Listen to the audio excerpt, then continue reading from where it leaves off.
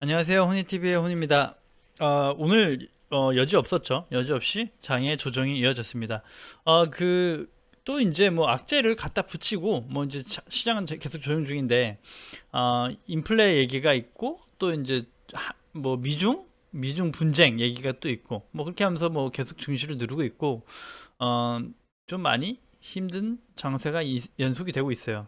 더 무서운 건 뭐냐면 이런 것들을 느끼실 때, 자, 이제 관망하는 우리 같은 좀 이렇게 가지고 있는 종목도 있긴 하지만 나머지 종목을 관망하면서 매수 타임을 보고 있는 우리한테는 어떻게 보면 되게 여유롭고 즐거운 시간이 될 수가 있는데 기존에 보유했던 그 주주들한텐 굉장히 곤욕스러운 그 날의 연속입니다, 사실은. 네. 뭐 저도 막 심하게 좀 그게 크게 낙폭이 심하면서 물린 종목도 있긴 있죠. 하지만 신규 매집 종목도 절반 이상의 그 포지션을 보고 있고 그렇기 때문에 사실 뭐 괜찮습니다.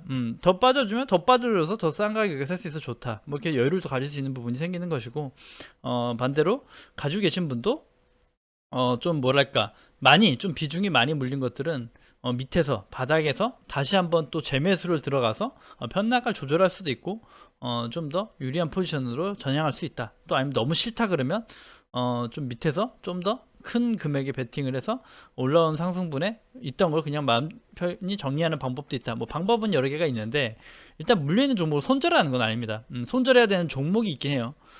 정말 테마주, 잡주 뭐 이런 것들은 손절을 해야 되는 게 맞는데 그렇지 않은 것들은 다시 또 주가는 오르고 내려오고 오르고 내려오면서 다시는 그 자리에 옵니다. 다만 하락폭이 많을수록 그 시간이 좀 더 오래 걸린다라고 보시면 되고 그 다음에 또 시간이 지나가면 또 의외로 또 반등을 해서 올라와 주기 때문에 지금 너무 너무 힘들어하고 너무 낙담하실 필요 없다. 너무 힘들어하실 필요 없다. 이렇게 얘기를 드리고 싶네요.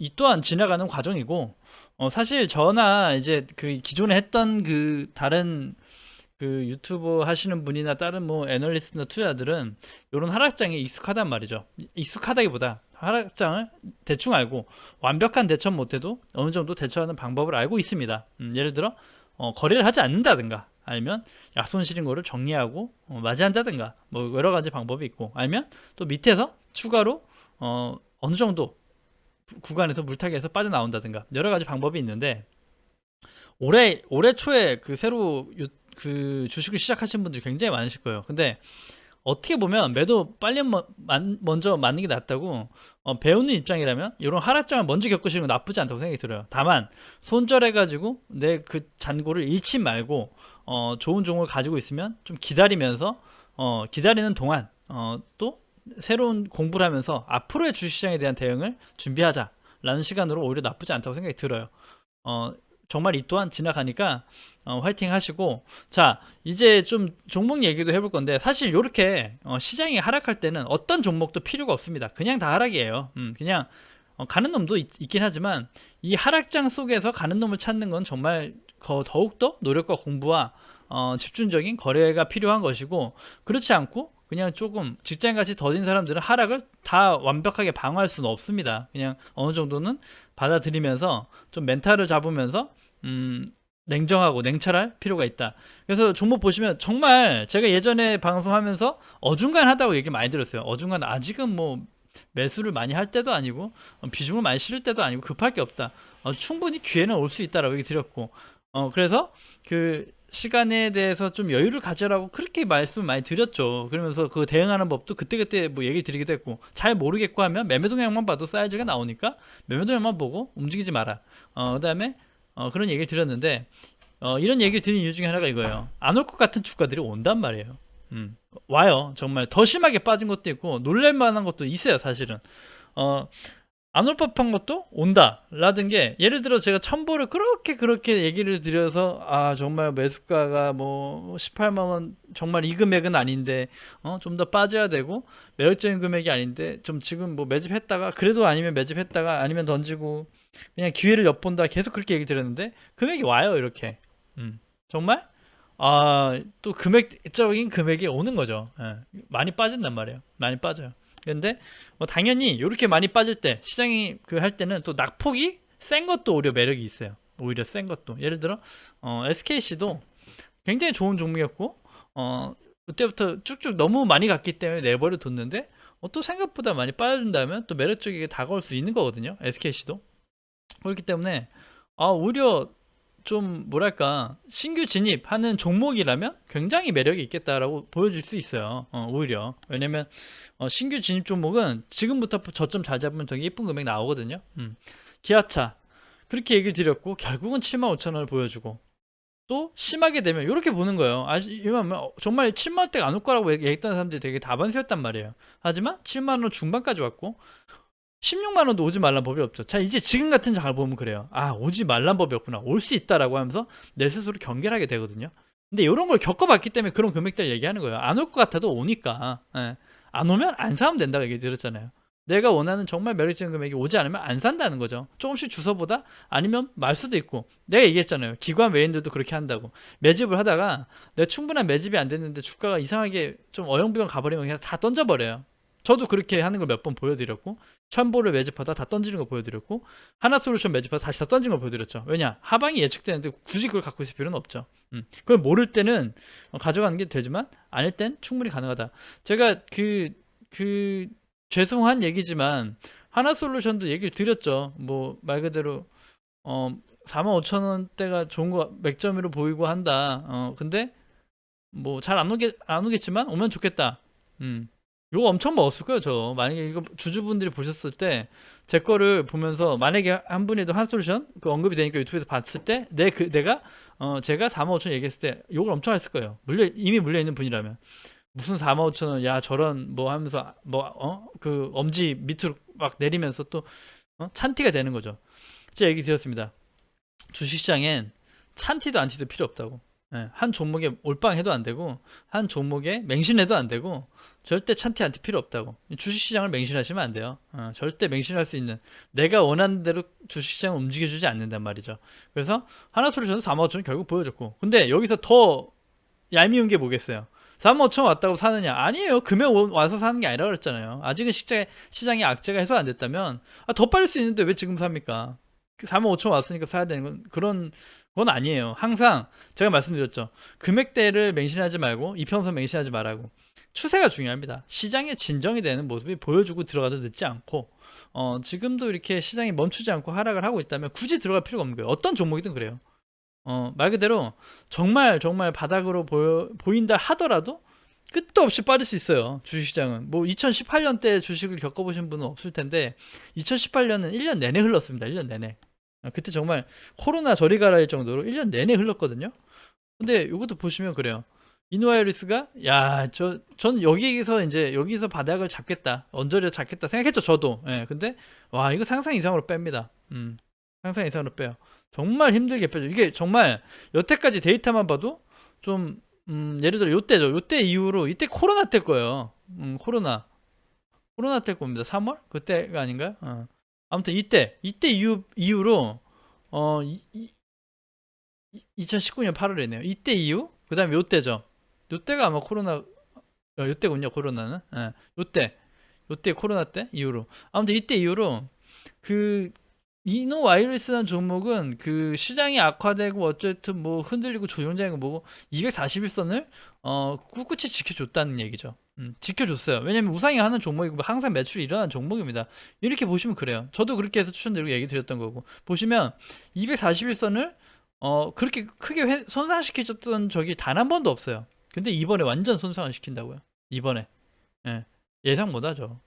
근데 뭐 대단히 이 회사에 악재가 떴느냐? 아니에요. 그렇지 않아요. 그냥 5G 지연 얘기 또 나오면서 또 기대해 뭐 주가가 그랬다 어쩌고 그렇다고 이 종목이 엄청나게 고평가가 되냐? 그것도 아니거든요. 그렇지 않아요. 오히려 다른 그 5G 통신 그 장비주 중에 어떻게 보면 재무제표가 가장 이쁩니다. 다른 건 막 마이너스도 있고 막 적자도 있고 얘기 드렸잖아요. 이 기업은 적자가 아니라고. 돈을 버는 기업이고 수출을 매년 해외 한다. 근데 그래도 이렇게 깨진다니까요. 빠져요. 이노와이러스만 이렇게 빠진 건 아닌데 5 종목이 전부 다 빠지고 전부 다 그 섹터가 죽긴 했습니다. 하지만 빠진다고요. 이렇게. 그러니까 맹신하면 안 돼요.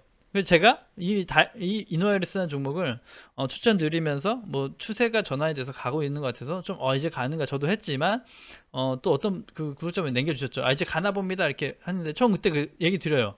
댓글로 얘기 드리죠. 아, 시장을 맹신하시면 안 된다. 또 언제 내려올지 모른다. 예. 가야 정말 가서 어느 정도 내가 신경 안 쓸 때가 가는 거지. 지금 긴장할 때다. 사실은 제가 추가 물량으로 이때 바닥에 공략했다고 했고 샀던 걸 이때 전 다 팔았어요. 시장의 이상을 감지하고 팔았고 기존에 물려있던 것들은 그대로 갖고 있지만 비중이 다시 100에서 다시 50으로 줄었죠. 그래서 저는 다시 50에 남은 물량을 다시 밑바닥에서 잡으려고 합니다. 그럼 평단가 다시 내려가겠지만 어찌됐건 대응을 하고 있습니다. 하고 있어요. 그래서 조금 좀 황당하긴 하죠. 저도 4만 뭐 이렇게 5천 원까지 그게 가능합니다. 뭐 불가능한 건 없어요. 근데 너무 많이 빠져주니까 그렇기 때문에 더 오히려 밑에 보겠다는 거죠. 어차피 나머지 50% 다시 빼놨으니까 그래 그러면 백일선 4만 원까지 한번 보자. 아니면 월봉으로도 이렇게 봐줄게. 4만 3천개 봐줄게. 그냥 더 열어놓는 거예요. 더 열어놓고 뭐 빠지면 빠져서 마지막 50%더 저가에 살 수 있는 거고 말 그대로 올라오면 기존 평단가가 또 좀 많이 내려가니까 좋은 거고 괜찮습니다. 그래서 이런 게 대응이에요.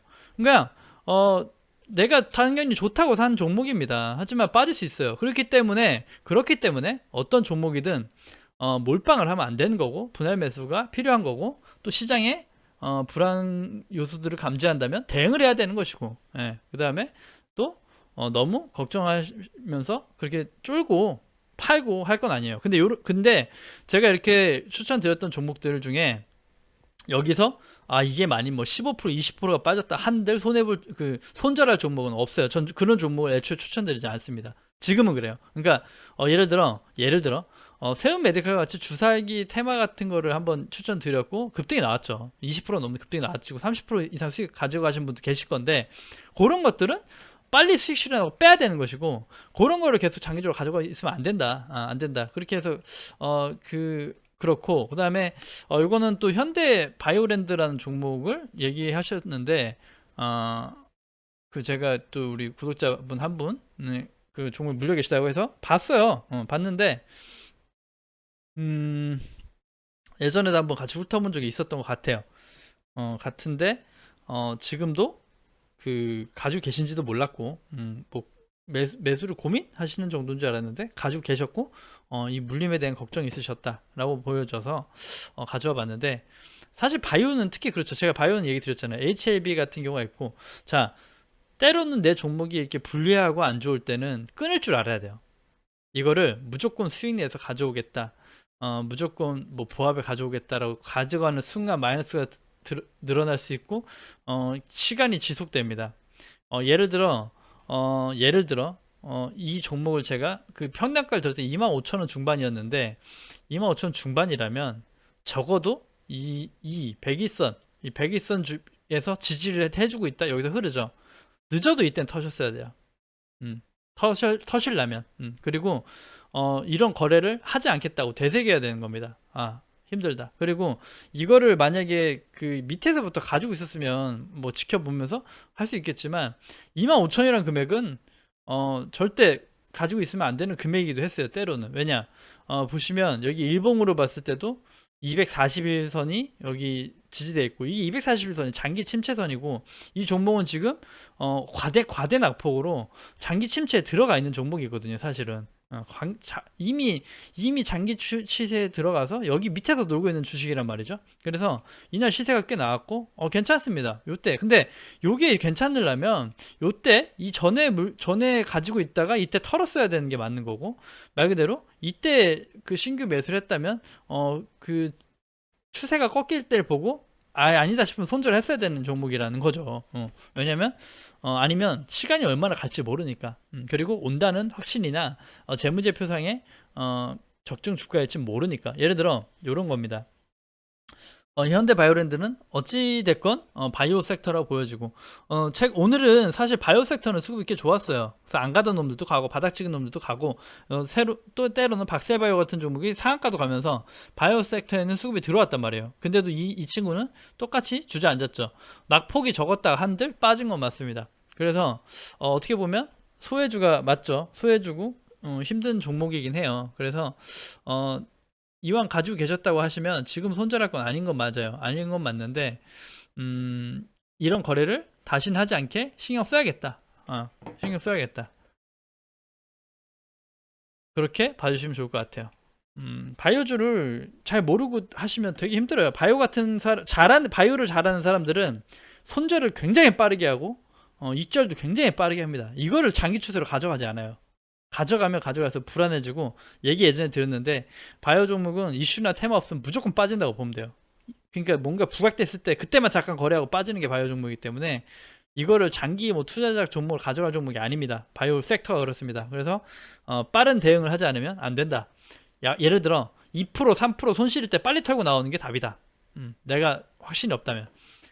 그렇기 때문에 장기 보유할 종목 자체가 섹터가 아니니까 앞으로는 이번에 좀 언제 올라오긴 올라올 수 있어요. 이미 바닥권이었으니까 바닥을 또 치고 다시 올라올 수 있고 뭐 충분히 올라옵니다. 바닥에서 횡보를 하고 있기 때문에 아직 나쁘지 않아요. 박스권을 그리면 횡보를 하고 있고 뭔가 이슈가 나오면 또 터져 줄 겁니다.